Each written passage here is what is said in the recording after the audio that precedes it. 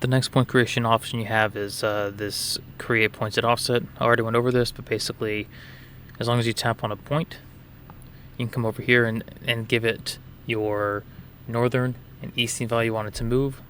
And so I'll give you an example. Let's say 1 foot north, 0 feet east. You can see it puts it 1 foot north. Just remember that negative makes it go south. Yep, and east is positive east. It's obviously normal east. So there's negative 1 foot south, 1 foot east. And then you can also go -1 and move it over. This is good if you need to make offset points in general, but a lot of people use this for grid point offsets. You can also change the height if you want to. Now, let me show you what this looks like if you select a line. So let me select this line. So every line is drawn a certain way. And in this instance, this line is drawn from the right to the left. And so you can also offset end of lines. You can call it a layout point or a control point.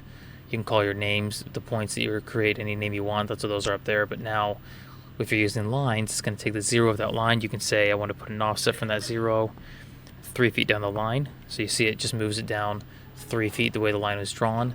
And then the offset, you can make that, let's say, -1. So it went 3 feet down the line and -1 off that line alone. That's what that means. So just remember you have points. So if I tap CP1, it gives you points with offsets DN, DE, and then you also have lines.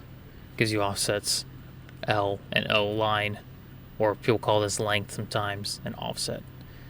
And you can create points off this, lay them out, and get going.